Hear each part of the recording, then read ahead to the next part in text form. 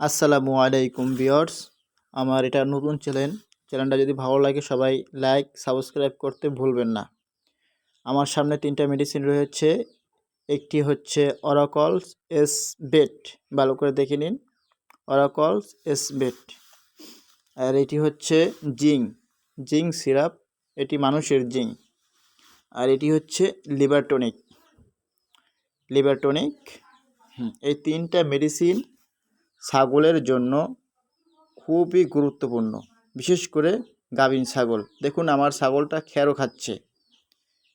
যদিও আমি কালকে ছাগল দুটাকে আমি কৃমির ঔষধ করিয়েছিলাম।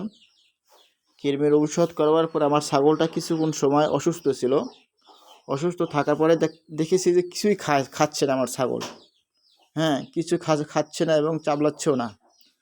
তারপর আমি এই 3টা ঔষধ ছাগলকে আমি দিলাম। দেওয়ার পরে কিছুক্ষণ পরেই দেখলাম, ঘন্টাখানি পরে দেখলাম আমার ছাগল মুখ নাড়াচ্ছে এবং কিছু খাওয়ার জন্য করতেছে, বাহানা করতেছে। দেখুন ভিউয়ার্স, ছাগল দুটোর অবস্থা দেখুন।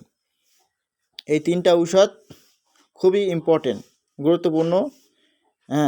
জিঙ্ক, এটা হচ্ছে জিঙ্ক, আর ওটি হচ্ছে লিভার টনিক। এই লিভার টনিকের কথা কি আর বলবো, এই লিভার টনিক খুবই গুরুত্বপূর্ণ, বিশেষ করে ছাগল এবং গরুর জন্য। এই লিভার টনিক আপনি যদি খাওয়ান তাহলে দেখবেন আপনার ছাগলের লিভারটা সুস্থ থাকবে, সবল থাকবে, এবং দেখা গেছে কোনো খারাপ ব্যাকটেরিয়া আপনার ছাগলকে অ্যাটাক করতে পারবে না। এই ছাগলটা দেখুন ভিউয়ার্স, খুবই দুর্বল ছিল।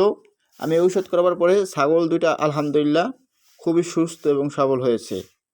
ভিউয়ার্স, এই যে ঔষধগুলো আপনারা অবশ্যই করাবেন।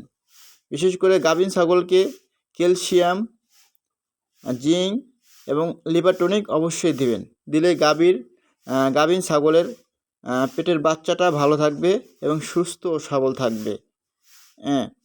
যদি আপনারা দেখা গেছে অনেকে ছাগল যদি প্রসব করে, তাহলে দেখা গেছে একটি ছাগলের বাচ্চা আপনার একদম হয়, অসুস্থ হয়, আর এটি খুব ভালো হয়। এটি ভালো হয়, এটা ক্যালসিয়াম এবং ভিটামিনের অভাবে এটা হয়।